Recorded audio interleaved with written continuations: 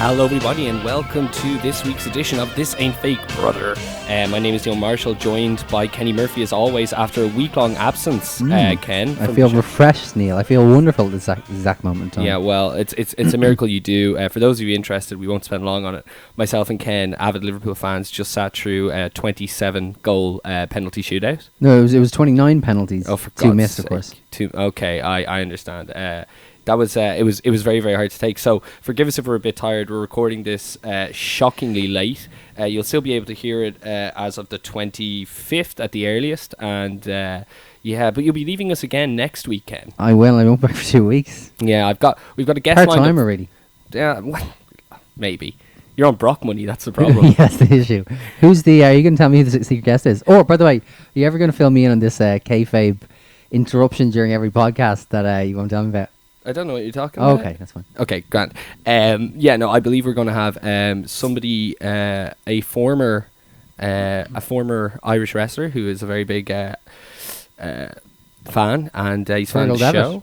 No, but he's somebody who has cohorted with Fergal a few times. And I think I have a suspicion I know who it is. Okay, well, he's going to be coming on. He's going to be talking about training with the guys, what he's up to these days. He's got some exciting news about that, and he'll be covering all the regular shows. We're going to be we cover, including a classic show. Our classic show this week is going to be Slamboree 1997. We're going to obviously cover Monday Night Raw, Night of Champions, going in reverse order that way. First off, we'll touch on some slight news notes. The main story being Roman Reigns and his what was it, compound hernia? Incarcerated hernia, which is a strange name. That's very strange. It was blocked in. Yeah, it was in jail. Yes, it was. So, this was basically he woke up on Saturday and he couldn't really get out of bed, and it got really bad, and he had emergency surgery. And originally, the time frame given was six weeks for return till he could start lifting again. It's apparently it's anywhere from 4 to 12, but they think typically 6. But apparently, he's pretty bad, and don't rush him back. Just let him take his time. I think if you were to hold him off and bring him back, say for the Rumble, you might get a feel good factor around him. Whereas he might lose traction. I don't feel he's connecting very well at the moment. No, I completely agree. One thing that would be a potential issue if he was to stay out several months, overlapping, because we all know who they're going to favour. Yeah, we think so. Oh well, come on, Brian. Even the fact that Brian's been out longer, regardless of the manner in which he had to leave. So that's going to be very, very interesting. So best of luck and a speedy recovery wish to Roman Reigns.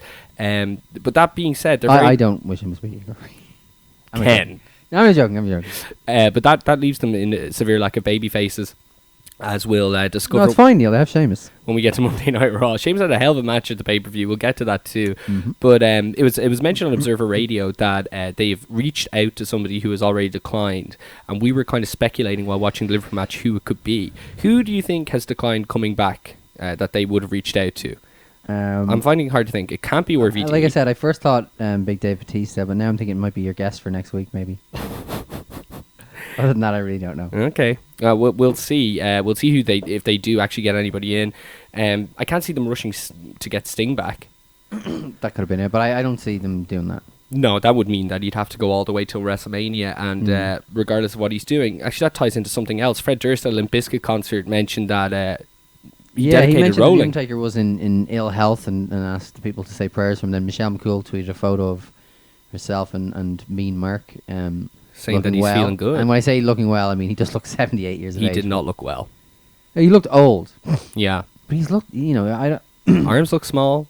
You what? Stomach look big. Yeah, but he's old. Do you know what I mean? Well, I'm not like criticizing him, but I'm more so wondering, would he ever be able to get back into shape? I think at this point, I think we should be happy to let him be done. Really?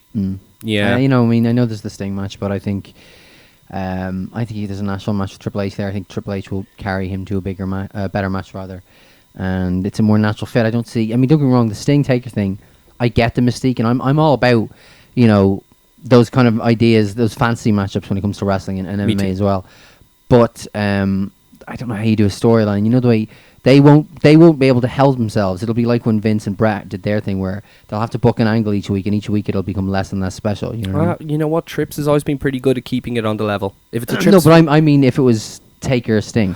Oh, look at Brock and Taker. They didn't make that match any bigger. They made it smaller each week. They made it much smaller, and we've talked about that in the past. But you know, the WrestleMania card is kind of looking up in the air. They might get cold feet with Reigns. Obviously, there was always a factor with Daniel Bryan coming back, how that might be.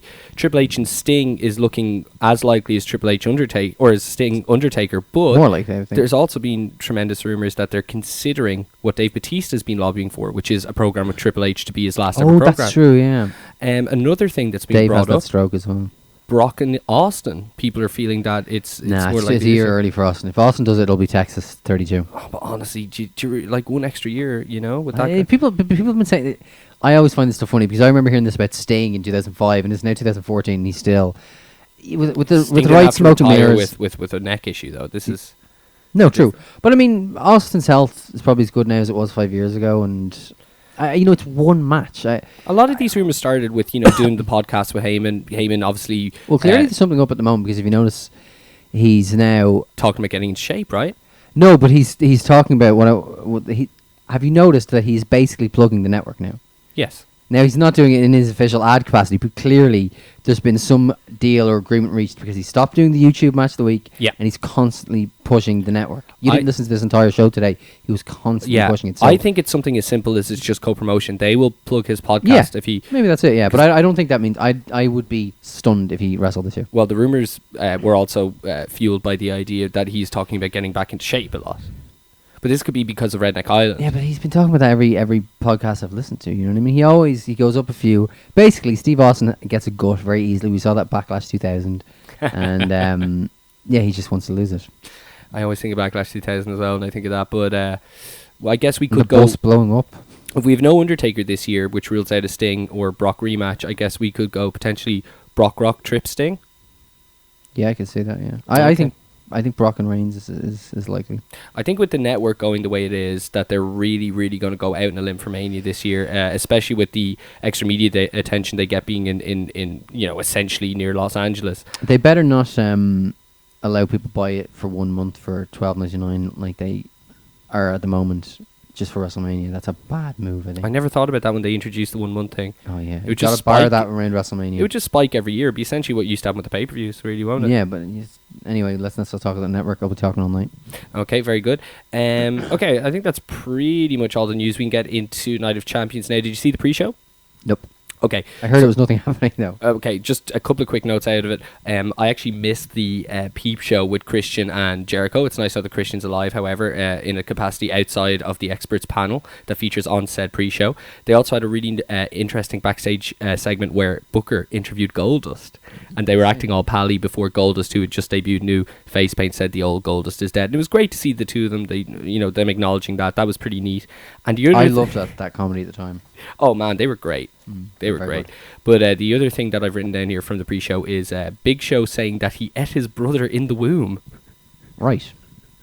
Do you think he regretted this not having the extra manpower? I ate my brother in the womb. He just can't stop talking about siblings in the womb. I think that's actually the segue that led to it. But do you think the Big Show, if he has actually been somebody who has ate his brother in the womb, that he missed that extra manpower when Bossman crashed his dad's funeral? I would say so, yeah. He could have used it. He certainly could. All the help he could get at that stage. Okay, so I have to say this. Did you see somebody made a video called Bossman behaving badly to the Men Behaving Badly theme? No, and I it's haven't just seen clips it. of him beating up Al Snow, all the stuff with Pepper, and the stuff at the funeral. No, I didn't. To that music. I will Google it. Oh man, it's great. If I think of it, I'll put it in the comments to the video when we throw it up on Facebook. Okay, so Night of Champions opened up with the Usos versus Goldust and Stardust for tag team titles. This is just a show, I think, epitomized by really mediocre Raws going into it, but the matches themselves on paper looked that they could be good despite the bad build-up, and this was certainly an example of that, as was the US title match which followed.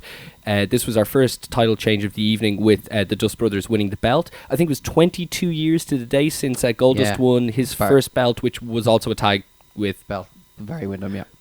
It was a good match. It got very good towards the last 5 minutes. Yeah, probably 3 stars. I think that it was the right decision as well. I think the Usos were running out of heels to work with. I think we were all stunned that they didn't put the belts on the Harper family. So yeah, I think this team really were dying on the vine as a babyface unit. People just weren't getting into it. Yeah. So I thought it was a good match. I thought it was the right decision. I think that the Dust Brothers look good as a team, and look good as a heel team in this gimmick.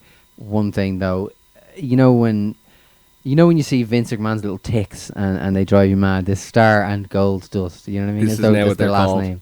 Just fucking call them Stardust and Gold Dust, or just call them The Dust give them a Brothers. fucking team name. What's wrong with the Dust They had Brothers? a T-shirt. You know when they were the champions, when they were just Goldust and Cody Rhodes. Sure. They had a T-shirt that called them the Brotherhood, and I was like, why didn't they just call them the Brotherhood? Like, you know, they never officially called Jericho as. They never called them Jericho or Show and the Miz were never officially the Shiz or whatever. Were they the shiz? No, they were never officially. But it The was one of Miz show. those Was it not bandied Miz show or about. something? What? Miz show?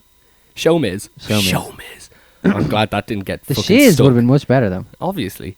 Dolph Ziggler's backstage with the word truth. This is a thing. Speaking of Vince McMahon's ticks, this is one of those things that somebody either convinced him or he convinced them to put it on SmackDown. He enjoyed it so much that he had to do it 3 shows in a row. Or maybe it was 4 actually. He said that after he messes up Mrs. Face, he will never work in this town again. Cesaro versus Sheamus in a match that basically every pundit out there, so we're going to be stereotypical and say it as well, was just straight out of Japan of the last 10 years, similar style. Just tremendous amount of like just back and forth strikes, but it really meant a lot because they were beating the shit out of each other. Anybody who saw the 2K15 video game symposium would know that these two were clearly mates. They were doing a lot of banter back and forth on the stage in front of each other to the point where Austin and Hogan and Cena were kind of just taking the piss out of them. It was a program basically they'd asked for because they were convinced that they could deliver, and they certainly did in a lot of ways, just from a work rate standpoint. And just for different moves, Cesaro breaking out some ROH stuff. Sheamus, say what you will about the staleness of his character, he seldom doesn't deliver in pay-per-view if he's with anybody average or above.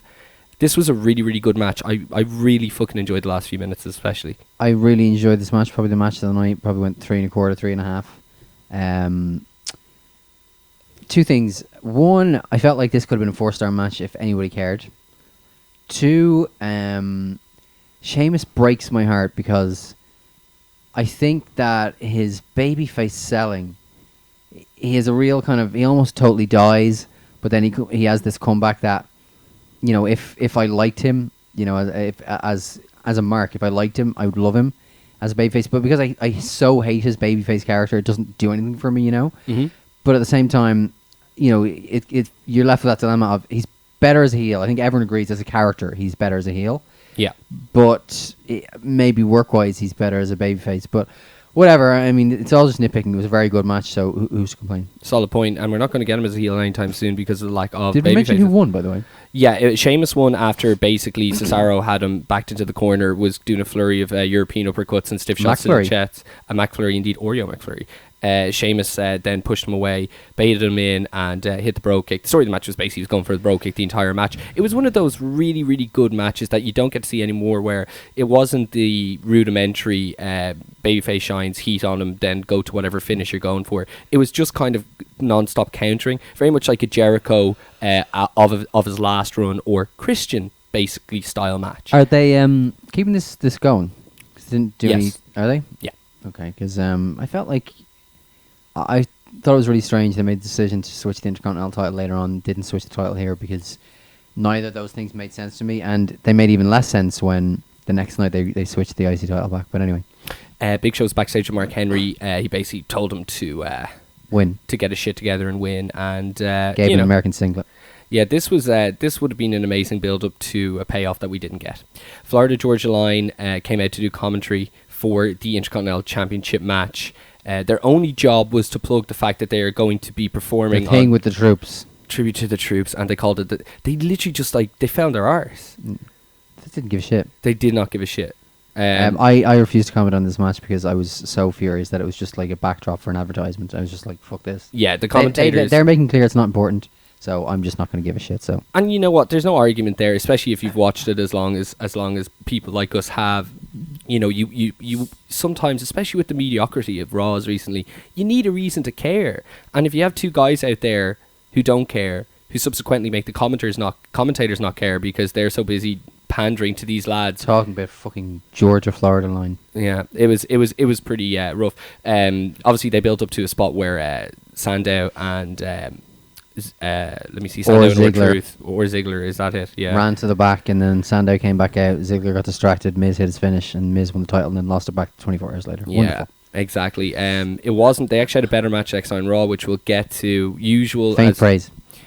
I guess that's fair. As it seems with the segments over the last few weeks with these four men in it, Sandow is the most entertaining factor, just with his gimmickry of the Miz. And I was asking Claire about this, and I want to know if you agree. Is he funnier because he has a beard, or would it be even funnier if he didn't have a beard? I think I agree with the idea that it's funnier because he does. Okay, all right, I'm on my own. But I think it makes You sense. remember when we first started this, I was like, you should shave if he's going to be with him permanently. But Oh, you said that too? yeah, I did say it to you. Maybe you put it in my head. But anyway, Rollins came out, made fun of Roman Reigns, said that there was absolutely no excuse for missing the match. Emergency surgery was by no means an excuse. Rollins, as I keep saying, is just reminds you of such an old school shithead heel. And Rollins to me is out there playing heel. I don't believe him for a second. wow. Okay. Really doesn't. I don't feel at all like he's over as a heel. I don't like his outfit. I don't like his Man, look. he's the only guy who comes out there week after week and still gets you sold out chance and stuff. I think he fucking is over. And the fact Do you think he was more over the day before the Shield broke up or now? it's a different type of thing because he's a babyface compared to a heel. Well, Singles heel, I don't know. That's a very different. I don't think any of them are anywhere close to where they were. Well, I think sometimes Dean sounds. No, I think Dean is because Dean had gone from you clearly watch the as much leader of the game? group. Okay, well, look, listen, that's a very fair point, but a lot of the That crowd times, was the shit. like Money in the Bank, Ambrose's pop, even just for that entrance, I Yeah. think that, they could catch lightning in a ball with him, and I've always said they need to book him like Austin. They actually literally, Absolutely do, yeah. legitimately booked him extremely like Austin on Raw, which we'll get to. Anyway, Rollins ended the promo by saying that he was going to be fair and issued an open challenge. When it looked like nobody was going to come out, a taxi arrived at just the right time. Dean Ambrose came out, got his full entrance. I think they could have done this a little bit more uniquely, like they might have taken a page out of ECW's book, something they haven't done in a long time. Black out the arena. And then just have a spotlight hit on Dean Ambrose, just do something a little bit different. But no, they had to do a convoluted taxi, which just so happened to be circling the building in the place the pay-per-view was. What was Dean Ambrose's plan if Roman Reigns was there? Well, maybe he got glued off on the fact he was having surgery and flew himself in. Either way, this was pretty wacky. But they had a great brawl, which featured Dean jumping off the one of the kind of Lighting trusses. yeah, exactly, and just doing a flying elbow into a gaggle of agents and security guards. It ended with Triple H ordering that they tie him up with what do you call that stuff? It's like a zip tie. Yeah, exactly, and he got taken out kicking and screaming, very Austin-esque again. More to follow on Monday Night Raw. So it was a good brawl, but it's kind of the only thing they could have done. It was slightly predictable, but given the fact that Reigns was out, it was the only thing they could have done. Mark Henry versus Rusev. Henry came out in the singlet that Big Show had given him. Lillian Garcia was there to sing the national anthem. Mark Henry was moved to tears. Now, Lillian Garcia looks very well for a woman who's 49 years of age, I have to say. she looks probably better now than she ever did. Mark Henry, do you think Mark Henry was legitimately brought to tears? Because it's not the first time he's heard the anthem. Because do you remember I think he's a tremendous performer. See, he was able to drum up tears when he did that amazing promo in the purple jacket against Cena. Yep. So Vince's jacket. I think he can. What the fuck is the deal with Cole's wardrobe, speaking of Vince's jackets? He was dressed as Vince on Raw. It was Raw, was it? I can remember. It's Yeah. just, what the fuck It was out fucking rageous. The match wasn't great. The crowd were really into it at the start because of the anthem and whatnot. But surprised they booked Henry so weak, yeah, the key spot was when he got rammed into the steps, and it was all downhill from there. They had him put in the accolade, and he was kind of, I don't know if it was sweat or if he cried while he I think the idea was that he was crying. Okay, but I could see what they were doing here. I think a lot of people just simply would have been happier if Henry had won, but they clearly have bigger plans for Rusev. What we didn't get to talk about last week because you weren't here was the fact that Rusev and Henry were in the final segment on Raw, and the reason for that was pointed to because they want Rusev to be a viable challenge Yeah, for obviously Cena. he's going for Cena eventually. Okay. Yeah. So yeah, Rusev wins, and unfortunately, as much as they made Mark Henry look like the valiant American hero, it did not work the next night on Raw. We'll get to that too. Randy Orton versus Chris Jericho. We knew coming in that this is going to be Jericho's last match of his current deal. He'll probably be back for Mania, or so he's kind of hinting. I'd be surprised if he didn't. He openly admitted he missed terribly being at WrestleMania 30 while watching it. That is a lot to do with the payoff, ladies and gentlemen. Let's be honest about it. So I can see him coming back around Rumble time as well. It was basically as good a match as you would have hoped that these two would have had. Jericho on his podcast openly talks about how he feels Randy is pretty much the best they have, and I don't know if he requested to work with him or how it panned out, but they had a fantastic match. Really got the crowd into it, considering how weird of a build-up it was. Jericho's knee wasn't featured much in it, which they originally had injured in the Bray Wyatt cage match 2 weeks ago. But they had a finish where Jericho was up on the top rope, took his time, jumped off into an RKO. This was one of those out of the blue RKO spots, which wasn't really out of the blue. I really liked this match. I have to say, actually, I think it probably was my favourite match of the night, even over the Sheamus match. But really, yeah, okay. Yeah. But the what are you looking at there? Who's that? The picture of a friend of mine who just had a child. I thought that was Eamon Dunphy from the 70s. The finish was just the shit. It was like, oh, so you're just going to dive off here into an RKO. We're all going to have to wait for 30 seconds for you to do it, yeah? Go on, Chris. Go on, dive. Go on. All I ask is, at times like these, that Jericho extends his arm to give the impression he's going for a clothesline. Something, yeah. Just not dive head first, as if he was going to do a really awkward flying headbutt to a standing opponent. All right. Good match, though. It was a real good match, yeah. I didn't think they could get me into it, and they did. Good man. Speaking of another good match, Paige versus AJ Lee versus Nikki Bella. Here. For a Divas match on pay-per-view, this was pretty much up to the tippy top level of women's matches in WWE. Not including, of course, my favourite wrestler of the year, Charlotte Flair. I've seen things floating in my toilet bowl which were more entertainment value to me than this. Okay. Well, they didn't do much with Nikki in it. It was mostly Age and... I did it again, Ken. I said Age. Age and AJ. It was mostly Age and AJ. They had a match and AJ Lee won the championship. They're just switching this belt all the time. So the theory that's being put out is the reason that they keep giving her the belt is so that they can have an excuse to keep her away from Punk longer off the road to piss him off. I don't understand. What does one have to do with the other? Okay, so as champion, her duty is to basically be on a full house show loop, Raw and SmackDown. Yeah, but I don't think there's the kind of thing like where she's told you're getting the championship I'm sure she is not. I'm sure her personal life. If she wants to be off, she's going to be off whether they offer her the title or not. I don't think she's. Really? Does she have that much stroke? What does it matter? Well, I just think that they're embroiled in a legal issue with Punk at the moment, and it's kind of strange that they're giving her the belt again if they're so angry at Punk. To be honest, it's a piece of shit title. It doesn't matter. Proposed ulterior motive. That's all I'm putting out there. I'm not saying that I believe it, but I'm saying that's what people are my ulterior motive is that it doesn't matter either way.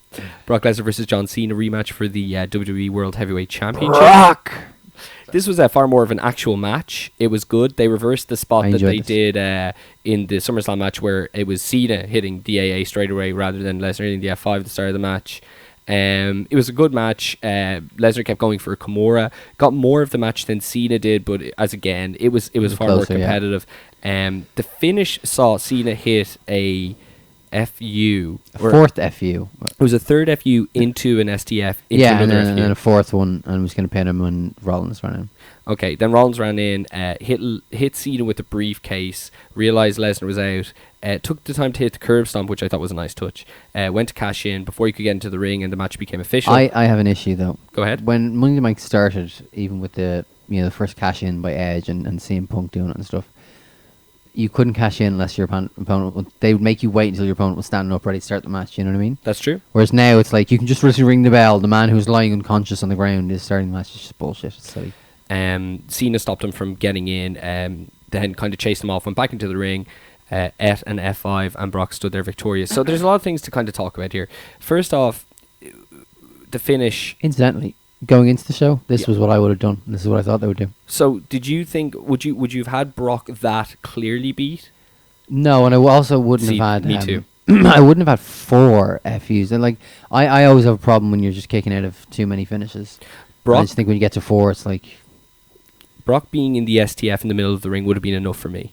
Yeah, I agree. Because the picture they clearly painted was that he was unequivocally beaten. Well, on the commentary they were saying, was he beaten? So obviously they were... Not on Raw. No, were they not? Yeah, no. On Raw they were like, Cena had him beat. And I think that's just... It's like, it's fine if that's what you want to do, but not if you do the kind of match you did the month before. Yeah, it just doesn't make sense. You can't go from being beaten that badly. They've kind of wiped that out now, haven't they? No, absolutely. They got cold feet after the fact they did it, and that's just fucking... That's just really, really annoying. So The lack of long-term planning is really evident here. Yeah, no, I'd completely agree. So that was Night of Champions. In your opinion, while I desperately search for my notes on podcasts, was it a thumbs up show or a thumbs down show? I'd say thumbs right in the middle. I mean, no, thumbs vaguely pointing up. I thought that Lesnar and Cena was enjoyable. I thought it was in 3.5 star range. The tag match was the same. Sheamus and Cesaro was similar, and Orton and Jericho probably over-delivered in the circumstances, so I enjoyed that show. I thought it was a really, really solid show, and all I gave a shit about, and I had quite a few people over to watch it, the only thing I cared about was Brock leaving with the belt. Mm-hmm. Now, in terms of what they do with Hell in a Cell, we'll talk about after Monday Night Raw, because they could go a few different ways with this, and they gave no real indication on Raw. They didn't even have Heyman on the show. So we'll talk about that in a moment. Podcast-wise, Jericho had a 2-parter with the Hardy Boys. Did you get to hear it? Yep. What'd you think? It was okay. It wasn't anything groundbreaking in it, and there was a lot of glad handing, you know what I mean? Mm-hmm. So, I thought Matt was pretty good. I'm not a huge fan of Matt, but I thought he spoke well. Jeff really came off as, I don't know if he really is as introverted as that, but he barely spoke, you know? Yeah, and he was quiet when he did speak. It was a decent show, but there was nothing groundbreaking, really. Closest thing to news coming out, I suppose, was Jeff made no bones about the idea that he would be more than happy to go back to WWE when it's all over. Well, he was also very clear to say he wouldn't do the schedule now. Yeah, but by now... He said he wouldn't do it now. I think what he means by that is because he's still with TNA. So he's going to say I likes thought TNA what he was saying, schedule. He referenced his child, so I think what he means is until such time as his baby is a little bit more grown up, he can be away a bit more. Austin had a few shows. The 2 notable ones was he had Kevin Nash to talk everything except wrestling. Mm-hmm. I really enjoyed the show, but I don't think you did. No, it just was. I just about 20 minutes in, listening to them talking about their diet and how much wine they allow themselves and measuring out the ounces, and I was like, yeah, this really isn't that great. And there's so many podcasts out there now that you can just fucking skip. So I probably got about halfway through and I just was like, bah. For me, I can listen to Austin talk shit. Yeah, I prefer him talking shit by himself than with Kevin Nash now. If there's anybody I'd like to hear him talk shit with, though, it's Big Kev. I find him wildly entertaining. He also had a show this week where he was basically talking about a lot of just nonsense stories and gave a brief Night of Champions review. Nothing really great there. Jim Ross had the man who broke him into the business, both figuratively and literally, Bill Watts on. Bill Watts is a very controversial character. For those of you who don't know, he was essentially a booker who was known to be quite racially discriminant backstage, but was groundbreaking in terms of how much he pushed black talent in his promotions over the year. His last thing of note was his brief stint in charge in the early 90s in WCW, which people see as somewhat of a dark days, and the business had passed him by at the time. What did you think of this show? I think just to say something, I think there's kind of a misconception, the whole racial discrimination thing. Really? He was not known to be racist. It's just he gave that one interview where he was asked, because he was very well received and a good reputation for how he treated black people in wrestling, because he built a territory around Junkyard Dog, and later would make Ron Simmons the first black world champion, and he was, because of his reputation, around giving black people a break in the business, for lack of a better term, he was asked his opinion on a restaurant owner who barred black people from coming in, and he went on this big long rant. And if you've ever read it, it's I mean, it is what it is. He does, one of the quotes in there is he says that if I run a restaurant that sells chicken and I don't want to serve chicken to black people, I shouldn't have to serve chicken to black people, which does sound certainly racist, but he goes on to name every different minority group, which maybe makes it worse. But his point was, he just believes that if you own a business, you should be able to do exactly what you want with that business, which I'm not advocating it. I'm just saying that it's not this thing that he was a racist. If you know that the old saying is some of his best friends are black, and certainly people like Ron Simmons would come to his defense very quickly. But the podcast itself was exactly what you would expect with these two. You know what I mean? There was a lot of just bitching about the current product, and I mean, but they hit off a lot of stuff that there was bits that I loved, because just quite frankly, I just think modern pro wrestling sucks for the most part. It really, there's some good wrestling matches, but that's the only bit that's good. We live in a world where the king of the wrestling business hates wrestling. He doesn't let the word on his television show. You know what I mean? And it's hearing people talk about presenting it as a sporting product and just the core basics of what the industry can be. Having watched their time together in WCW so recently and really enjoyed it in places. So it was refreshing places, but at the same time it was kind of repetitive, you know. You know, that is kind of Ross's calling card when he has anybody from the good old days. You can't days. have countouts. There's no countouts. Why would you eliminate a finish? A time limit draw. No. Simple. No, I completely agree. But maybe that's worth checking out. Anything interesting on the Observer? I know they've Trish Stratus on this week, coming twice. She's on right now, actually. It's just been put up. Not really. I don't think there really was. Okay, so finally, just going back to podcast 1, to keep in with the... okay, so I'm convinced that either the person on podcast 1 who's in charge of the Piper uploads is either a maniac, or Piper himself uploads these shows and types in the description. So to add to Samoan Joe, the King Kamala, on this week's episode, or sorry, last week's episode, we had the Gangrel, okay? And then on this week's episode, it was part 2, and the title was just The.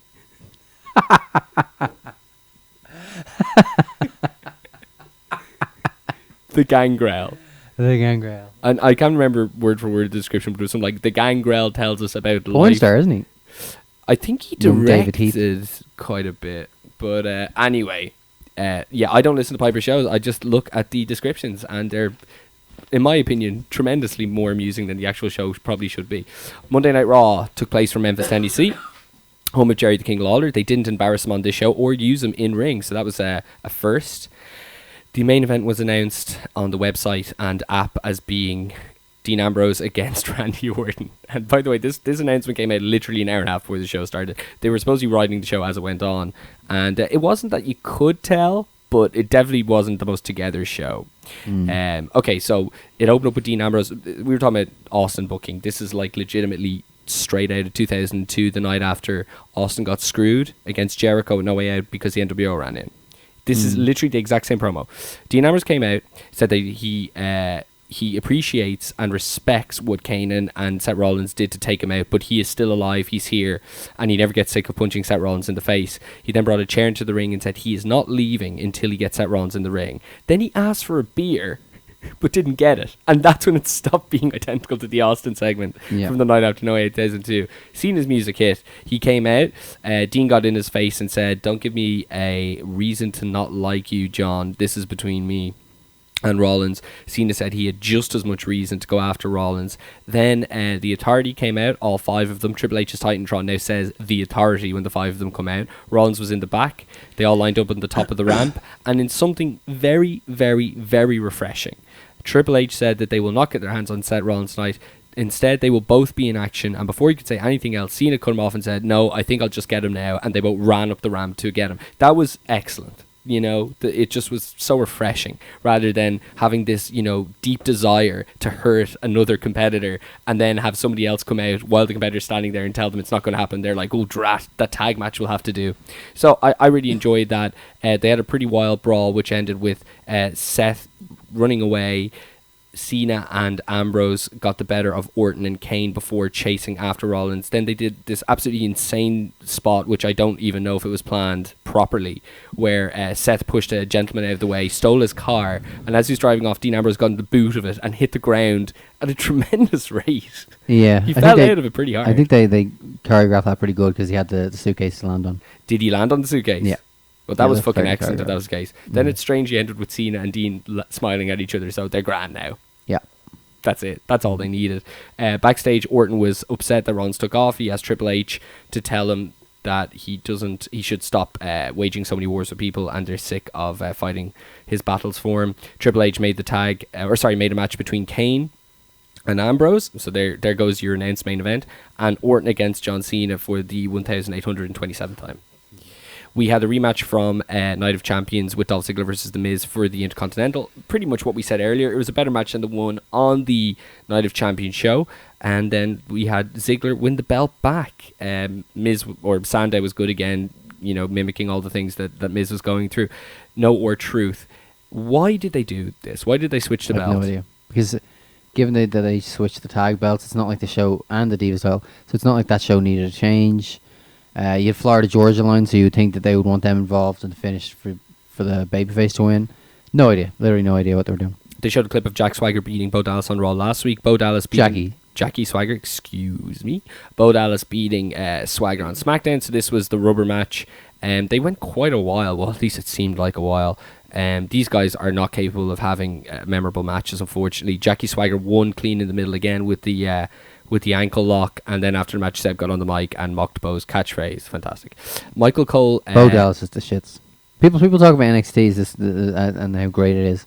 I mean, I think the last two guys I can think of that came up are Adam Rose and Bo Dallas. I mean, they're beneath prelim guys. They're nobodies. Like, I have to agree. I think it's an issue where it's completely nothing to do with ring work. It's Vince getting a whiff of a different gimmick that's over in front of the Full Sail crowd and rushing them up. Thankfully, when we look at the list of people who are yet to come up and the list of people who are yet to they even... have fucking Sami Zayn is the bunny now, isn't he? Apparently. Yeah, I know. Willie debuts the bunny is a different story, because that's a killer. You know, absolutely. That's a killer from the get-go. But the point is, they've a lot of... The people who you'd look at coming up, and Devitt, Steen coming in, eventually with the idea of coming up, I think that this was just a blip in the radar, because obviously, Rusev, is doing well.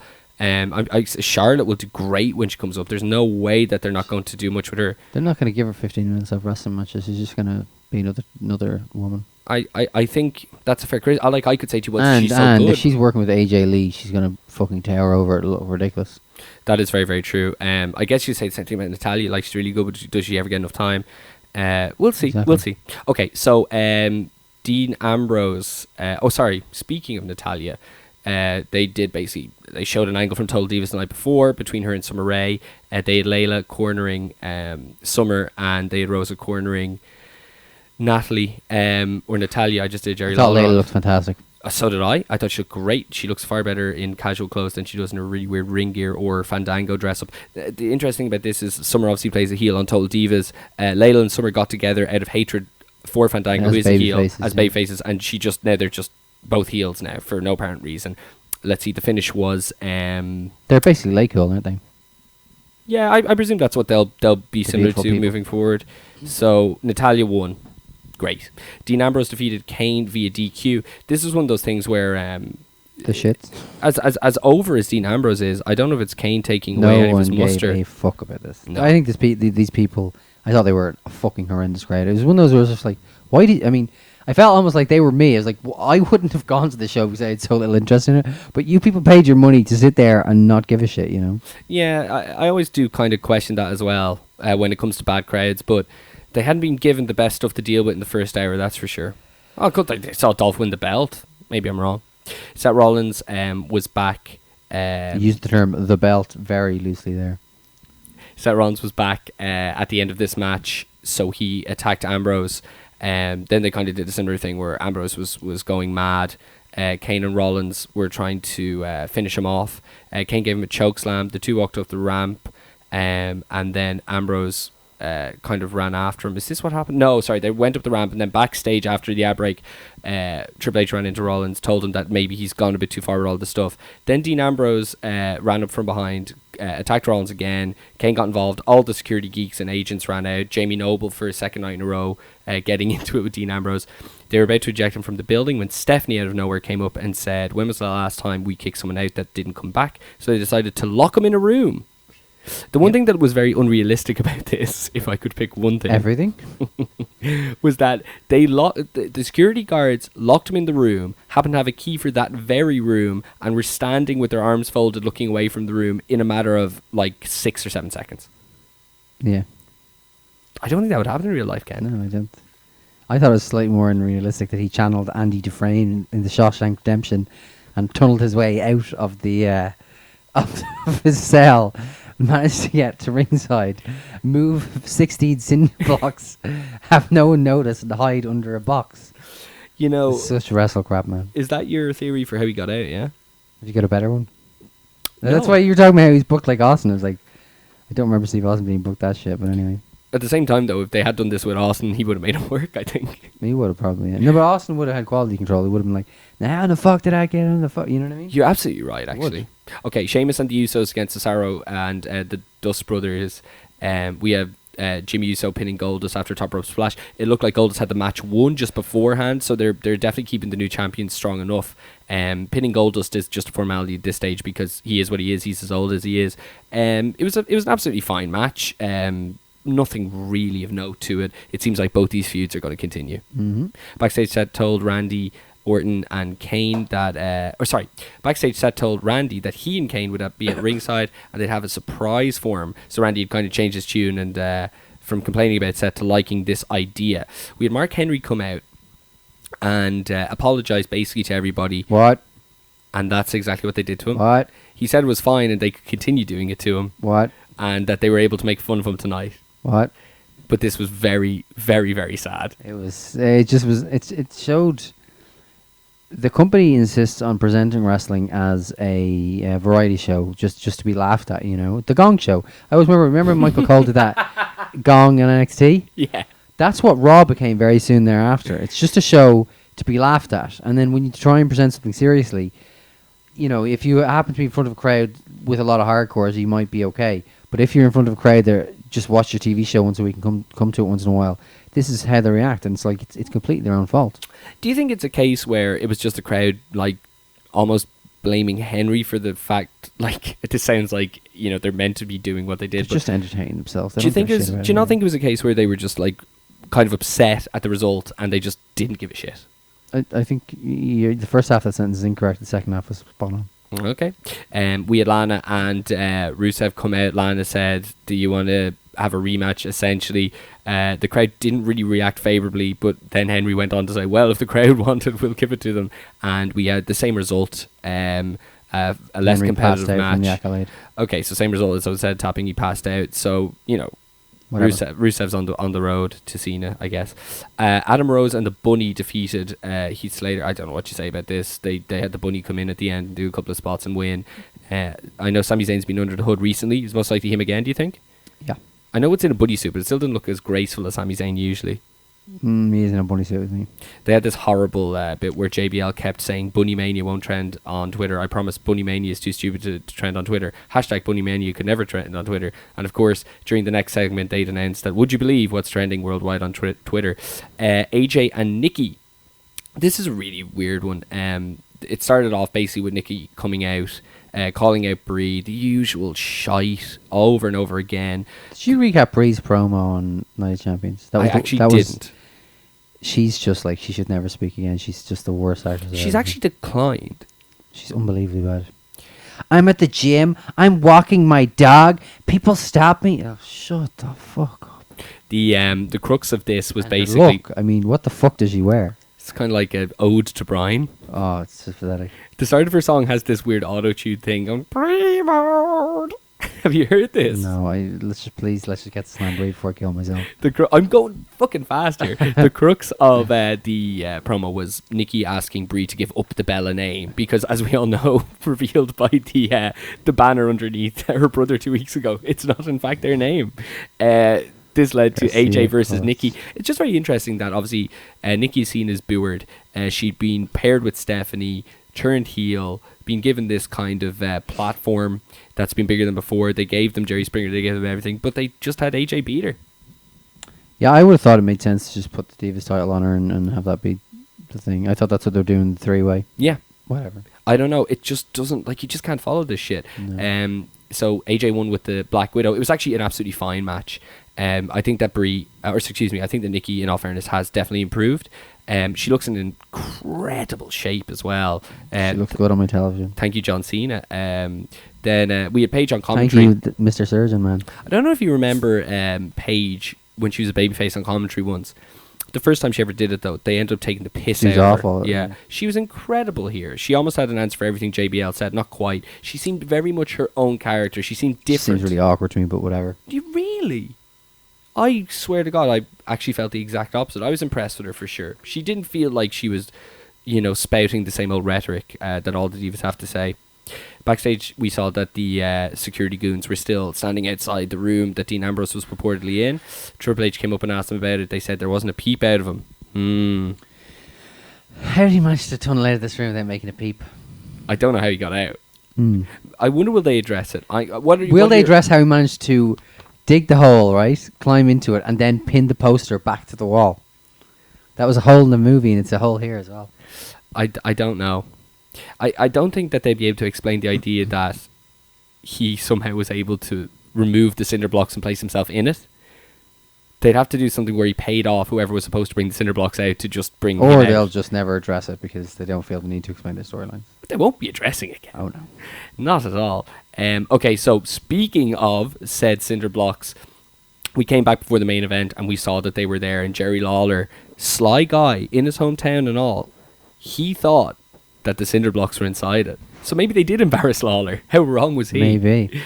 John Cena and Randy Orton had a match. This was... I found it really hard to pay attention during this match. That's how I feel during the entirety of Monday Night Raw now. Tell me this. How was the match for you, Ken? It's just John Cena and Randy Orton. The whole show, literally the show from start to finish, I do not care about any of these storylines. I would love if we could just put the head down and wake up at WrestleMania season when they might put some good television together. The finish saw the lads, as in Kane and Seth, run in. No, I know, we didn't get a fucking finish, do you know what I mean? Of course not. Oh. Well, we should have known that when we knew they were on the outside. They came in, got the better of Cena, of course, brought him over to where they presumed the cinder blocks were, only to reveal Dean Ambrose, and the baby faces ran out the heels. So, right, let's talk about Hell in a Cell real quick. Heyman was on the show. So, do we go with... Do you know what I would do? Go ahead. I just would have the main event be Rollins and Rollins and Ambrose in the cell. You don't need... It's like the way they had the main events, which were the Shield and Evolution. You don't need a huge main event because this is not a month where you're getting new subscribers, and I certainly wouldn't be spending $1.5 million on Brock. What was Lesnar. Cena doing during those shows? Oh, he's still with Bray. Yeah. Right. By the way, do you notice the Harper family weren't even on Raw? That's right, and that was quite interesting. Oh, I have something to ask you. We were talking about podcasts. I wanted to speak to you about this during our podcast section. You know the way... okay, so for those who don't listen to the Wrestling Observer shows, every Monday they've been doing these 15-minute segments where Dave recaps WrestleManias. He's going one a week over the next, 27 weeks, going from 1 to 30. We're on 3 already, hence 27 weeks left, right? Can I please... I'm so sorry to cut you off. Can I tell you how frightening that was for me, right? The first one. Because they said, okay, so we're going to be doing a WrestleMania recap now that you recorded with a guy from... Jack Encarnacio, yeah. Jack Encarnacio. And it'd be 30 weeks of WrestleMania building up to WrestleMania 31. And I turned to Claire and I said, there's 30 weeks till WrestleMania, as in realising that I'm getting married in 29 weeks. Well, anyway, I decided to go and hunt out this Lapsed Man podcast, right? Oh, okay. And okay. I've downloaded to they've got WrestleMania 3 and WrestleMania 4 up, okay? Now, by the way, they're generally speaking, their podcast is basically their game if they review a classic show each week, okay? I've downloaded the WrestleMania 4 and the WrestleMania 3 podcasts, right? So these aren't reviews with Dave. They're reviews they do, and then they do a supplemental. There's 15 minutes of Dave. I couldn't tell you where Dave features in this. But here's the point. Do you know how long these podcasts are? How long? WrestleMania 3 is 4 hours and 43 minutes. WrestleMania 4 is 4 hours and 51 minutes. So both shows are substantially longer than the WrestleManias themselves. So for those of you who begrudge us for these long shows, remember you're getting them for free, and especially recording at 11 o'clock at night after watching 29 penalties. We're doing our fucking best, okay? The funny thing is, I downloaded just 2 episodes, okay? And it's like over 400 megabytes, and my phone was telling me I had no storage space left. So I had to delete all these photos of my beautiful daughter. That's gold. No, okay. That's not fake, brother. Okay, so Slamboree 1997. Should I open my notes, Neil? Yes, please. This event... okay, so... As you know, myself and Ken go back and forth picking live shows we pick classic shows. This show I picked simply because I started doing the Monday Night Wars thing a while ago through nefarious means. Now, obviously, people are doing it now because the shows have been added to the network. But basically, I started a long time ago. I'm doing the Raws, the Nitros, the pay-per-views, the Clash of Champions in between. I started May 1996, the Nitro where Scott Hall debuted. So I'm pretty much a year in now. This event took place May 18th, 1997. So I have the delightful information to give you, which hurts this pay-per-view, of all the Nitros leading up to it. So I think myself and Ken will have very different opinions on this. And what were you going to say, Ken? Oh, we discussed on the last podcast about what was the best WWE show in history, star rating-wise. And remember, you were saying you thought the Great American Bash 1989 would be. I thought it would be very much up there. Okay, so I went back and literally added up the average star rating, or added up all the star ratings and averaged them out for like 5 or 6 shows that came to mind, including the 2 that we just discussed, which were Super Bowl 3. The work this man puts in. I really did, like, calculator out and everything. I never told you how much praise I got for your work on the network breakdown when the numbers came before the numbers came out. Yeah, people got to sleep early that night, didn't they? Anyway, you were in fact right, my friend. Right, very close though. The show that we reviewed last time was Halloween Havoc 93. 93, yeah. Yeah. If you average it out, the match on that show averaged about 3.05 stars, and the Great American Bash 89 is at 3.08, so it was very close. But those two, and that's Super Brawl, to my knowledge, are the best shows they ever did. We'll see as we go through, because I'm going to watch all these pay-per-views as we go through. But I don't ever remember them having such consistently good shows. You know what I mean? There's always, in latter-day WCW, there were always duds and one-star matches all over the place. That's right. The one thing I remember, and I've yet to go back to it, but the one thing I remember about WCW pay-per-views is that I really enjoyed a lot of the pay-per-views through 98. 98 was where everyone always talks about, the really good undercard and the really good and the bad main event. Yeah. That dynamic doesn't really come into full flow till around 98, where you're guaranteed at least 2, whether it's a multi-man and one for the belt, cruiserweight / lucha matches. Yeah. And then on the undercard, that's when DDP actually kind of drops down a bit. He's back into the US title picture. So you've got DDP, you've got the LWO, you've got Brett, you've Sting, got Flair, you've got Sting, you've got Goldberg, you've got Benoit, Jericho, Malenko, and Raven. Raven's feuds that's are the always very mid-card interesting. then. Now we have Adam Rose. Okay, all right. Let's Slamboree do the show. 1997 in Independence Arena in Charlotte, North Carolina, USA, on the 18th of May 1997, which would have made me 12, 3 days shy of my 3rd birthday. Neil, you would have been 1? I don't know. 7? I was you were born 9. 9, okay. Okay, so the introduction, I didn't think it was anything particularly notable, but you may have found something interesting in Dusty's ramblings here. No, for me, I'm just like, as much as Dusty's very funny on these pay-per-views, watching the Monday Night Wars in order, the thing that I've been most thankful for is that he's not on Nitro. Yeah, he's not. He's just he was really weird. He would just show up and I always found him awkward on commentary. He never really that funny. So our opener is well, not intentionally. Steven Regal and the Ultimo Dragon for the television heavyweight title, as Bruce Buffer would call it, Michael Buffer rather.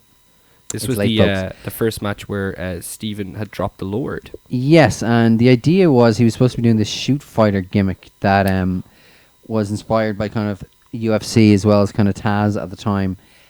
I felt that is the kind of gimmick that needs to either be high on the card and very well protected, or not there at all. Because if you're going to be this shooter who's going to go 50-50 in your matches, I don't think people can really buy into it.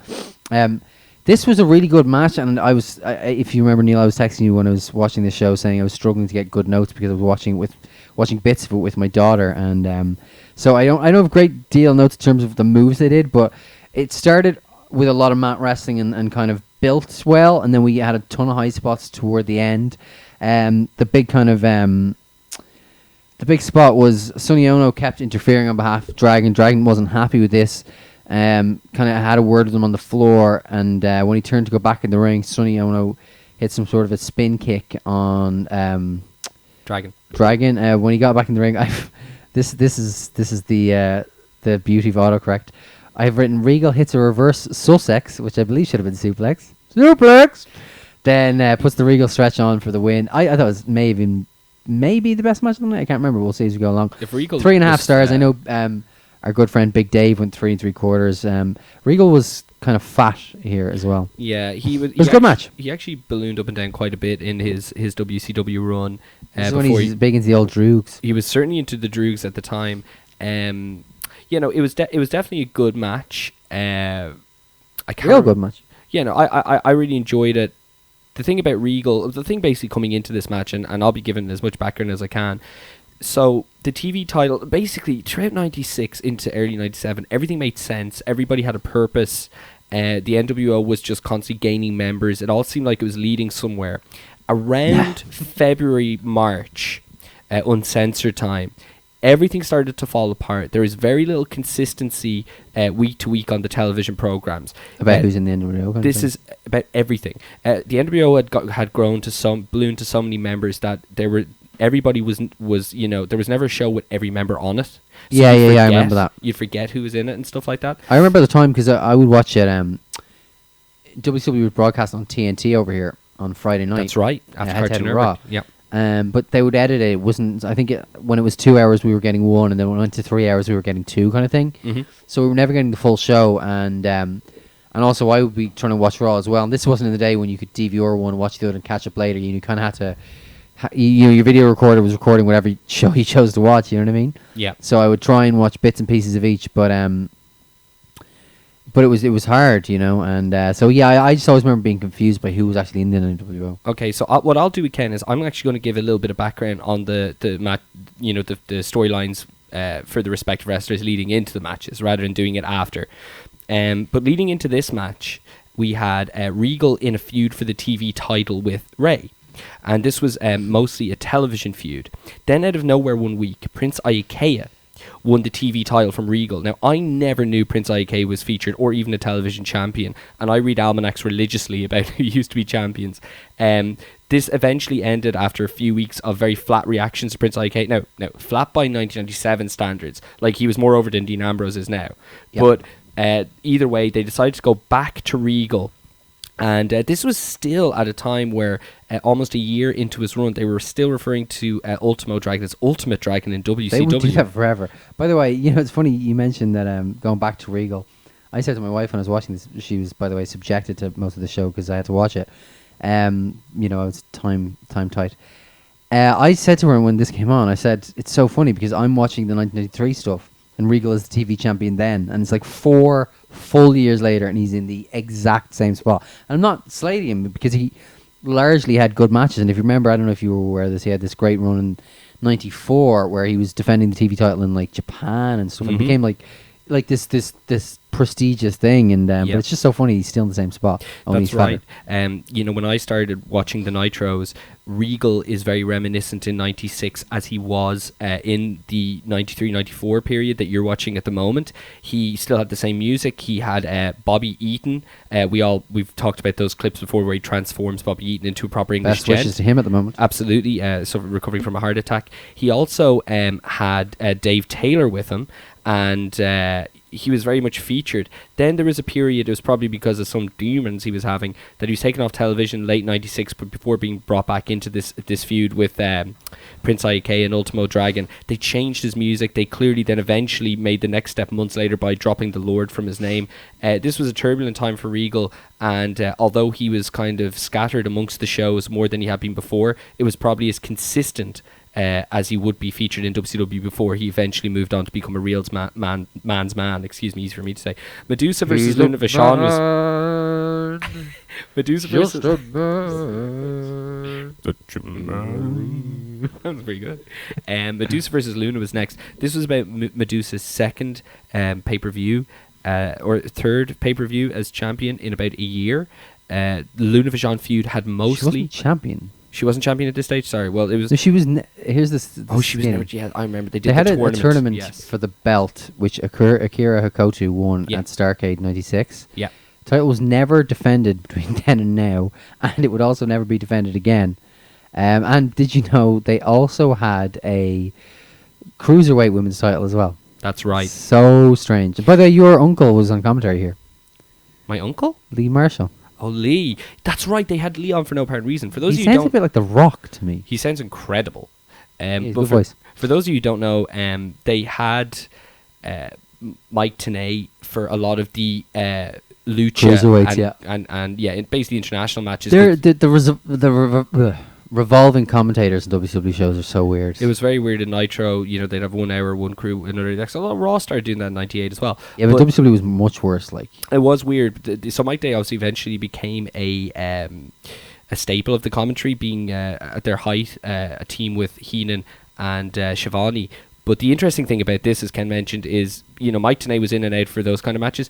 Lee Marshall, being the women's correspondent, I think was exclusive only to this show. But just going back to Medusa, she had very few matches on pay-per-view, and the Luna match here had 1 week of build-up on Nitro. They built up everything else on Saturday night. And even though Nitro was 2 hours at this stage, 3 of the 9 matches on this pay-per-view were built up exclusively on Saturday night. This was the first of them. So, the match itself wasn't much. It was like 5-6 minutes long. There was a spot where Medusa hit a clothesline on Luna, and I think she hit her a little high, and Luna came down right in the back of her head and neck and almost killed her. Medusa then hit a big German suplex. Oh, hit a gorgeous German suplex, Medusa. And sorry, I got a little distracted there. Did you talk about the clothesline yet? Yeah. Oh, yeah, that was fucked. Yeah. I screamed. And it's funny, because I read the Observer at the time, and Dave just calls it a nice clothesline. But yeah, Medusa hits a German, gets the pinfall, and then afterwards she's wearing basically a sports bra with like a bikini on top of it, and then she takes off the bikini on top of it, and it's just like, this is supposed to be like this pop, you know what I mean? And it was kind of curious. To say the least. Poor Missy Hyatt suffered from the same fate as Medusa did. They just got these implants a little bit into their WCW tenure that were just like too big is a preference, but completely misshapen and out of body type is a fact. And this is what she was suffering from here. She actually, facially, I think she got a fair bit of surgery, because I remember in the early 90s I thought she was ugly as sin. I never thought she was good looking WWE, but actually, this is probably the only time I saw her and thought she actually looks like a pretty woman. By the time she got with Evan Courageous, was this like 2001, 2000? She had a shitload of facial work done by that stage. So then we cut to Jean, who's doing a hotline plug on the ramp, and Medusa's walking past her. We don't see Medusa, but Jean goes, she was very effective, and he's like just ogling her, and it's just very funny. What an attractive woman. Yeah. Jean is like such a slime ball. He really is. He's great. So he teases a change in talent coordination in WCW and tells us to ring the hotline. I'm just like, I don't know. just on a recent Brian and Vinny show from WrestlingObserver.com, they're doing similar things to, I guess, everybody who has the network now, watching old WCW shows and commenting on how different they were. A note that they had was that they found a very strange Gene Okerlund selling point for his network in '96, for his hotline, was that he would talk about people leaving WCW. Yeah, he did all the time. Yes, that is what I was going to say. This is the weekly selling point, because there was so much jumping ship, or at least rumours thereof. A lot of the time it was stuff just taken directly from the Observer, but when they did have scoops and people were leaving, they would certainly use that to get people. So this was their general tact. Okay, so this I really like, this small bit of detail work. Randy Savage comes out with Elizabeth and steals the mic from Gene. I really liked the idea that, unlike now where it's just like, it's just accepted, men are just going to come out and ramble on for 15 minutes until someone interrupts them and we get a match out of it, which, we've never arranged a main event for the show. So I like this. I have to say, I find it very strange seeing these two together in the late 90s. And they're still kind of, you can see Liz touches them a bit, and so they're kind of quite tactile. And it's like, I wonder, what was the relationship like? Because we all know how obsessed Randy was with her, right? So what was he like when they were just working together? And she was, I think at this point she may have been married to somebody else as well. So, I don't know. I reckon Randy was still dipping it here or there on the road. I don't know about that, but I'm not saying it's untrue, because, what happens on the road, you spend time together. On the road. For me, it was always very strange, because, obviously backstage in WCW, even if you were in the NWO, it wasn't like now where wrestlers take their, they become orders. their characters kind of thing, in the sense that, the NWO weren't like this tight-knit group. Hogan and Savage still had their own individual cliques, as did Flair and stuff like that. So there is a big chance that the only time Liz and Savage had to deal with each other was when they were getting briefed, and knowing WCW, that might have just been a few minutes before they went out. I reckon she was briefing him, brother. So, Savage says the NWO is still the center of the universe, and he lists all 97 members. The crowd chants for DDP, and Page comes through the crowd with a crutch. Savage bails. I've written here at first that I love the simplicity of the angle. That's all it was. Silly me. DDP was so startlingly over back then. You compared to Ambrose. I remember watching the shows at the time, and DDP came over as a huge star. And people have tried to rewrite history and say how it was because he was friends with Bischoff and all that stuff. But there was a period where the people fucking loved Page. In early '97, Austin Remember was the Austin, Parker thing? Absolutely, we'll get to we'll talk about that, I'm sure, at some point. But early '97, Austin was to WWE what DDP was to WCW, and that is absolutely by no means of an exaggeration. It's no means of exaggeration. Another thing about DDP is that his real push started before the Savage feud. It was, and you've probably heard him reiterate this on certain podcasts. It was him being put over in the Superdome brothers. They did a Nitro in the Superdome, and Nash and Hall put him over real strong. He came and got them from behind in the ring. Yeah, I remember and, that. Yeah, you know, everyone would criticize. He didn't take the T-shirt. Yeah, everybody would. Yeah, they did that at the Nitro the week before, and then they kind of baited him out, and he got them from behind. Hit Hall with a diamond cutter. Nash turned around, clothesline Nash over the top rope, legged it before the NWO could catch up with him. Fantastic angle, huge pop. The interesting thing is, you know, people talk a lot about Nash and Hall, especially Nash having the book, but this was obviously previous to that, holding people down and stuff like that. Man, let me tell you, the main event, we'll talk about in a minute, they were consummate professionals, and they were catalyst in DDP here. An interesting note in terms of how the cracks were beginning to show in WCW at the time. The go-home angle on Nitro before this pay-per-view was DDP chasing off Eric Bischoff into the stands. So random. And neither DDP or Matchman Randy Savage were announced for a match, or let alone a match against each other on this pay-per-view. Okay, so the NWO backs Savage up, but Randy decides he wants to go to the ring, so he sprints. Did you notice as he was about to go to the ring that he kept putting on a Hawaiian accent and go, "You stay here, brother." I No, noticed him saying Bishop, brother. brother. I didn't notice it was Hawaiian, but I noticed It sounded like Crush when he was having his feud with Savage. Okay, yeah. So Paige kind of fends everybody off with the crutch, which is the same one that Hogan had worn Paige out with, which I always remember that angle because Hogan wasn't working with him, but Hogan got to wear him out, and you know Paige never really got his heat back on that. Hogan was very seldom on the show around this time as well when he did that angle with him. It was very strange because everything he did with Savage the weeks prior to this was all real positive stuff, and then just 1 week out of nowhere, Hogan gets him. Yeah. So eventually the NWO takes over. Show makes the save. I remember thinking to myself, his NWO run must have been very short because I know he joined around Fall Brawl. Yeah. 96. It's only about gone 2 the or end of the 3 year, months. wasn't it? Yeah, it's only about 2-3 months. Show was fresh off a basically a tag feud with Luger against the Outsiders, where they were given an opportunity by Bischoff for one of them to have an opportunity at Hogan, and Big Show just said it has to be my boy Lex, and that's how they parted ways. An amicable split, but yeah, Big Show was doing absolutely zero for the month leading up to this. Okay. Next we have Rey Mysterio versus Yuji Yasuoka, and I was like, who is this man? Did you know who it was before the match? Nope. So yeah, he wrestled for War in Japan for the most part, and he was retired. He had like a 7-year career. He was retired not that long after this. He had kind of like an all-white outfit with like red and blue trim, not like in any American style or anything. It's just that's what he wore. You know, I read the Observer, and he was considered a very average worker, but he had a good match here, which was all down to Ray. One note here, he works over Ray's arm, and Tanay says on commentary that Ray may quit, and Shivani says Rey Mysterio would never quit. And as was pointed out by Dave, he'd submitted to Six's shoulder lock twice in the past 3 weeks before the show, apparently. People totally indifferent to the match, but it's not a bad match. Ray does a split-legged moonsault off the top rope, and his boot hits the cameraman. I was never a big fan of the cameraman on the apron thing. Really weird, and we talked about, you know, that was always gave opportunities for the wrestlers to come over and cut promos into the camera mid-match, which I also felt was very, very strange. Ray hits a powerbomb to start his comeback. Yuji hits this awesome double arm DDT, better than Cactus Jack ever did. Tries it again, but Ray hits a Northern Lights. Our 10,000 car crashes and 7 matches moment of the night came as Ray tries an Irish whip, and Yuji kind of hits the brakes and like trips up over Ray's leg. No idea what the spot was. Nasty. Ray gets the win with his springboard Hurricane Ran off top. I always liked that in a sense, but then it kind of doesn't make sense because your momentum is taking you the opposite way to where you end up going. You know what I mean? I do. You're propelling yourself forward, but then you need to throw yourself back. If he's floaty enough, it's very hard to hit it fast enough that it looks, you know, terrific. Yeah. No, I think that makes sense. That's fair criticism. It was a good match.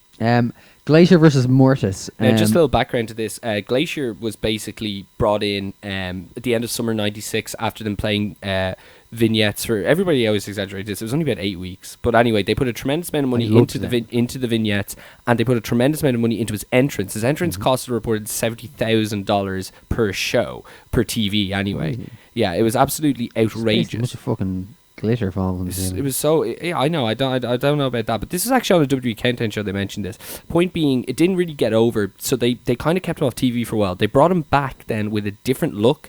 Instead of a Mortal Kombat look, he had more of a kind of a samurai look. He then got relegated from Nitro, where he had never lost a match, to WCW Saturday Night. And this is where my other uncle, the future Sinister Minister, James Vanderberg, brought in Mortis. So basically, Chris Kanyon, they brought in another kind of Mortal Kombat-esque character to go against Glacier. They had a match on pay-per-view before this. It wasn't uncensored. What was the show before this? Maybe it wasn't censored. No, it was Spring Stampede. Spring Stampede, excuse me. It was the first Spring Stampede, I believe. No, there was Spring Stampede 96. Anyway, point being... 94 as well. Yeah, I don't know what I'm talking about. The point is that during their match, they debuted the former Adam Bomb as Wrath. Yeah. And this was a rematch. The entire build-up to the first match, which had the debut of Wrath, and this subsequent rematch was almost exclusively done again on Saturday night. Okay. So, yeah, I've just written here that the whole gimmick was inspired by video games and Bischoff wanting to kind of appeal to the kind of people who were into Street Fighter and Mortal Kombat and all that stuff.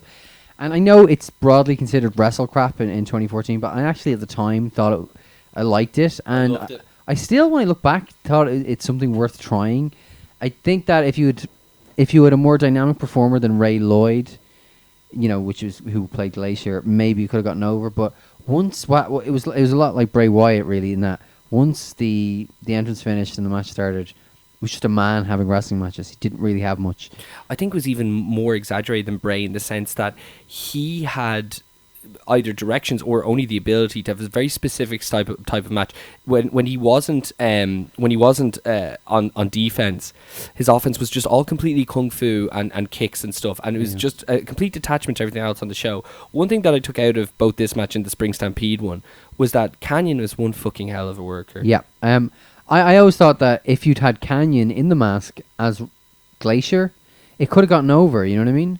Because Kanyon was the kind of guy who could come up with all these crazy moves that wouldn't have been seen then, that would have gotten him over. There's spots, man, in Kanyon matches that are exclusive to Kanyon matches. He was a thinking man's wrestler. He wasn't the most athletic guy in the world, but he had a fucking mind. He really did.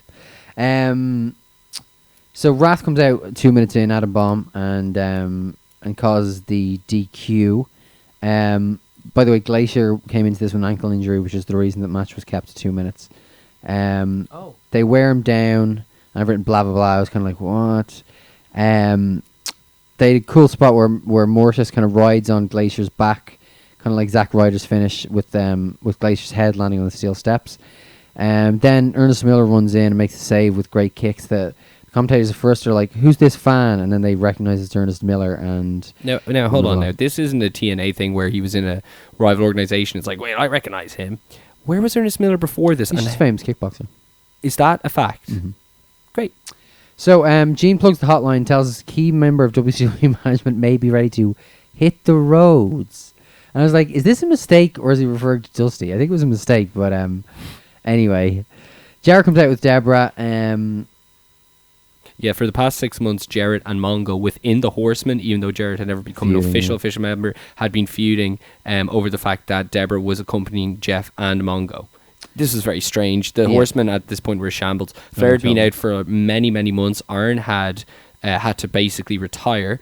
And this is Flair's first match back in a long time. Jarrett in the Horsemen, while he's still wearing the Jeff Jarrett gimmick, was the Double J gimmick, rather. It was so weird. He never got officially... kind of music that was reminiscent of that gimmick as well. Do you have to understand that, like, everybody who ever got into the Horsemen, they did something to bring them in. As in, it was a turn and he's joined the Horsemen, or they had an induction, or they tried to bid for Kurt Hennig to come into the Horsemen, or I'll talk about how Mongo got into the Horsemen. I'll talk about how Mongo got into the Horsemen later, because it completely contradicts everything in the semi-main and the main event on this show. The point is, Jarrett never had this. Flair wasn't around at the time he was recovering. Arn was just cutting promos telling Benoit, Mongo and Jarrett that they had to stick together. But Jarrett was never officially announced as a member of the Four Horsemen. I guess logically, like, he replaced Arn, but because Rick wasn't there either, it felt very, very stagnant.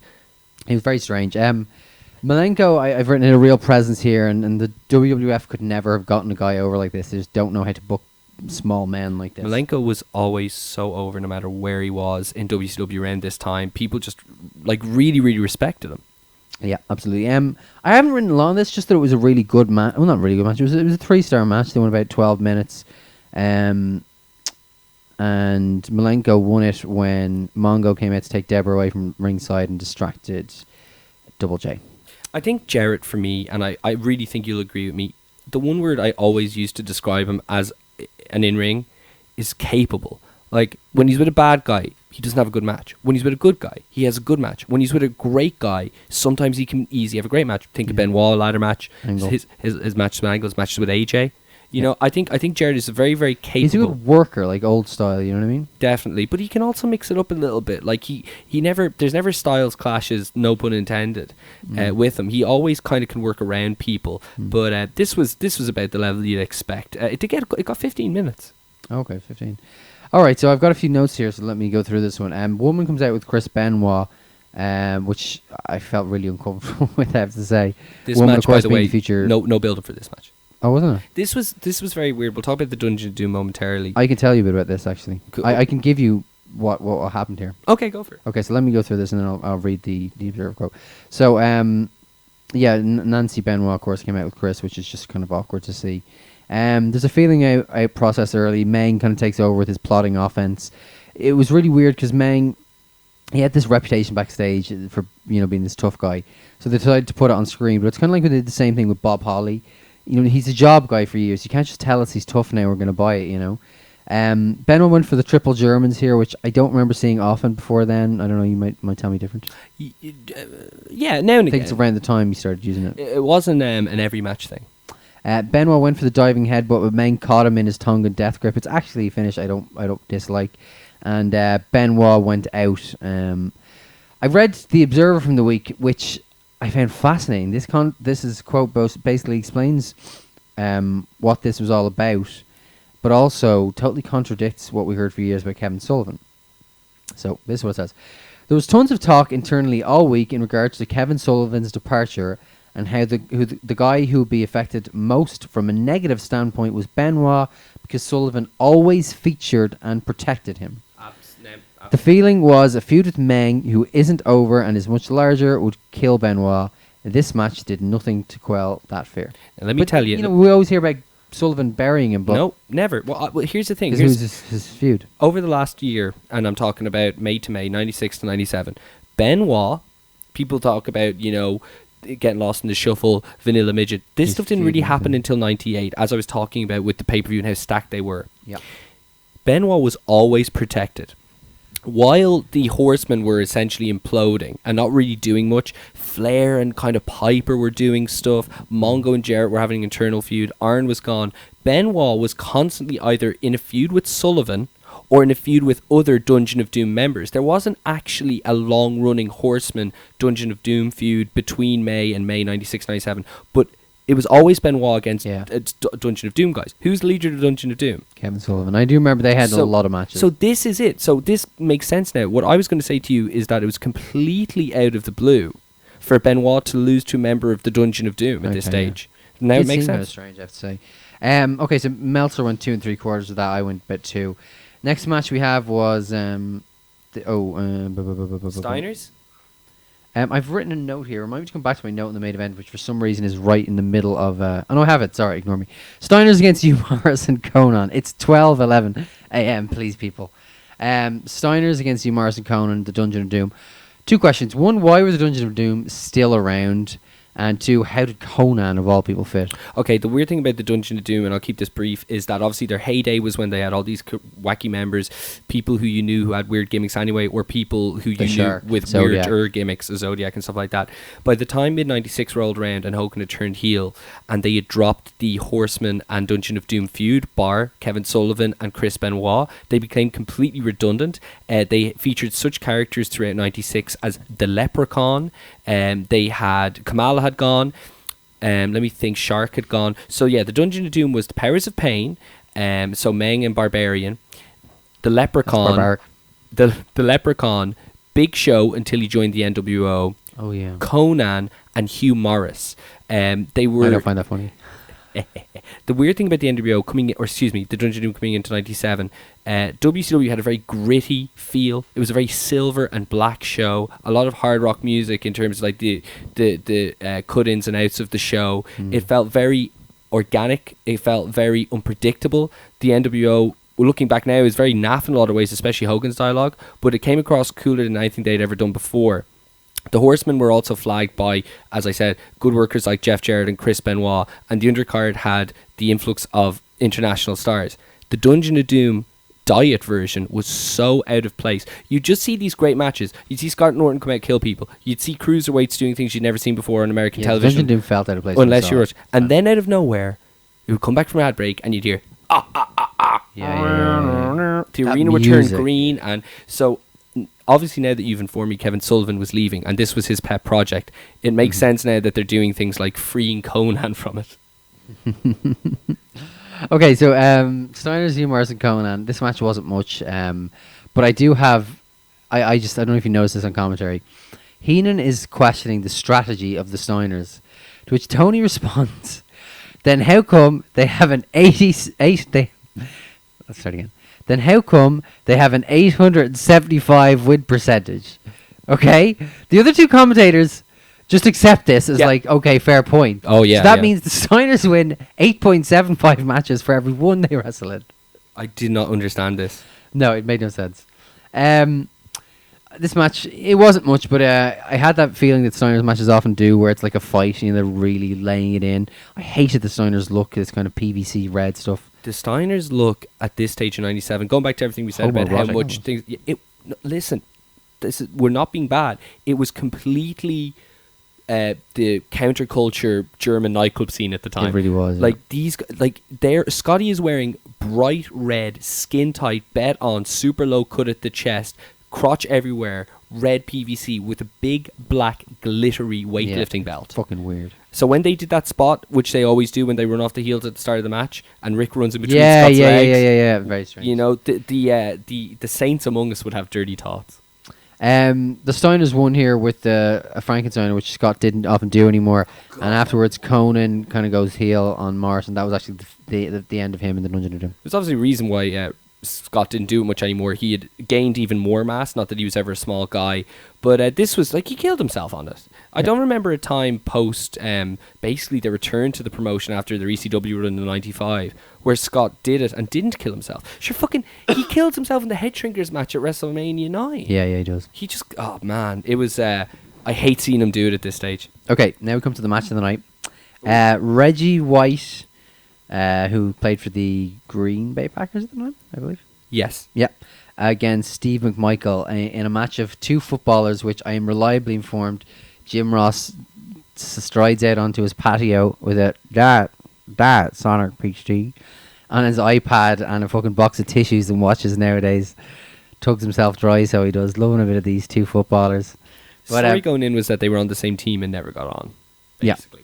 Yeah. But yeah, it's just two footballers having a football match at a wrestling ring. It was horrifying, Ken, in the sense that like Mongo had shown nothing. No. They protected him, mostly having him in tag matches anytime he did wrestle. And the idea that he was going to have to lead a man who has never wrestled before. Do you know how long this match went? It felt like 10 minutes. 15. Yeah. So they did a lot of stalling early, and then I've written good notes on this match because it was interesting. They do 3 shoulder block spots where neither goes down. You know, they kind of just collide. Then after the third one, McMichael takes this delayed kind of Flair style back bump.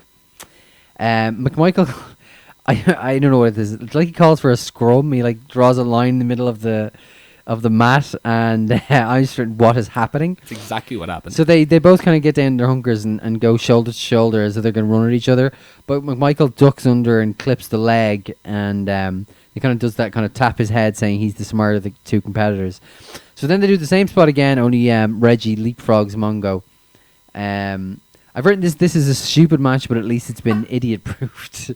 Mongo then tries to leave, and Gilbert Brown, who is another football player, carries him back to the ring. When he gets into the ring, Reggie hits him with a John Cena-level dropkick, which at this point Jim Ross is probably already giving this match 5 stars. at this point, I became very aware that considering this is an NWO era show, there'd been no NWO members wrestling so far, which I just found really strange as I watched this match. It's the only one to this point like that. Is it okay? Yes, absolutely. Okay. Mongo, I've written here, you're going to slaughter me for this. I actually found him a fun personality here. You're right. No, you're seriously right. Like, because as a wrestler, I always hated him, and as a commentator, I always hated him. But when I saw him just say things to the mic, I thought, this guy has some charisma. Oh, no. Mongo is excellent on interviews, Horseman interviews. Like, if it wasn't for, in a way, his physique and look, his torrid time as a commentator previously, and his unimproving ring work, he would have been an acceptable horseman. He had the other credentials. He just didn't have the work. He puts on leg hold here. Now, when I say leg hold, okay, lie down on your back and put your leg up straight. That's the leg hold he had on Reggie White here. I love this. This is when they started to lose the crowd, and according to the esteemed Dave Meltzer, the referee, and you can see it if you watch the show, the referee whispers to Mongo and tells him to take it home, but they insist on going through the rest of the match for about another 3 minutes or so. So eventually Jarrett runs out and throws Mongo a briefcase while the referee is distracted, which he hits Reggie White with for the pin. Wasn't great. Meltzer went -2 stars at the time. I gave it a star. I'd absolutely give it a star, considering it was Mongo being the grizzled ring veteran. It was a fucking miracle.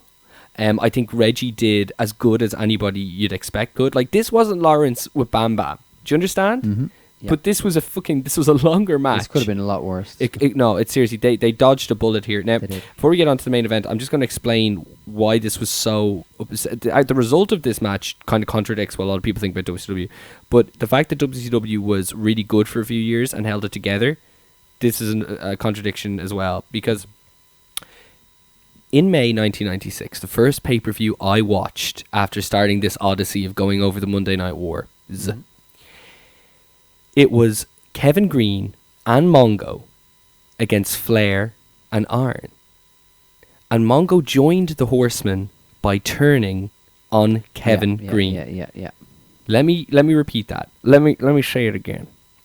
Kevin Green was stabbed in the back by Steve McMichael so he could join the Four Horsemen. Kevin Green then came back a few months later to cut a promo on Mongo and then was never seen again. He promised to be back during off-season. This was off-season. Mm-hmm. He was back with 2 members of the Four Horsemen. Wonderful. That is all. Okay, so the main event here, Sorry, correction. I say 2 members of the Four Horsemen. Piper had basically been the number 1 pal of the Horsemen at this stage. The main event was originally supposed to be a 6-man tag with Kevin Green, Ric Flair, and Roddy Piper against Kevin Nash, Scott Hall, and Hulk Hogan. There was a lot of controversy and politicking behind the scenes at this point in time. It was around this time that, in the run-up to this specific match, 3 weeks out, Roddy Piper and Kevin Nash got into a fight backstage. And eventually all 6 were called into a room and made to kind of do business and kind of iron out their differences. Which is why this match ended up going how it did. However, Hogan got wind that, you guys are going to lose this match, so he pulled out. And Nash suggested 6 be put in because he could carry the match, which, in hindsight, was a very, very wise move because he really is the only person who wrestled in this match, and he's awesome in it for that matter. You're absolutely right. Just 2 things in regards to the entrances. This is the super match of the evening. The super match. Not the main event. The super match. This is the first time Scott Hall had competed in WCW after his rehab stint. Stint number 1. He had returned to television just 1 week earlier after a 3-month absence. And on top of that, this was Ric Flair's first match back after an injury which kept him out longer than any other to date. Wow. It also happened to be in Charlotte, North Carolina. And you will admit this, no problem. Ric Flair is one of the most over men you've ever seen in your life at the start of this match. It is kind of mind-boggling. They could have planned his return better. No. Dave talked about in The Observer how this is basically just a house show match, and he compared Flair's performance to Hogan against John Studd or King Kong Bundy, saying that he kind of just got by off his name and where the show was and didn't have to do much and wasn't kind of in the shape to do much, which I felt was fair, and he didn't mean it in a critical way. He just meant... if he said if this match took place in front of any other crowd, it would probably been a 1 star, but as it was it was an entertaining match. Talking about their shape, and that is a very fair point. Claire pointed out that Rick looked like he did against Sean in 2008. Yeah, he's this is 1997. Piper at this stage, though he'd gotten into good shape for his end of year 1996 matches against Hogan, he had just come off hip surgery at the time of those Hogan matches, and he had been off television except for the occasional promo.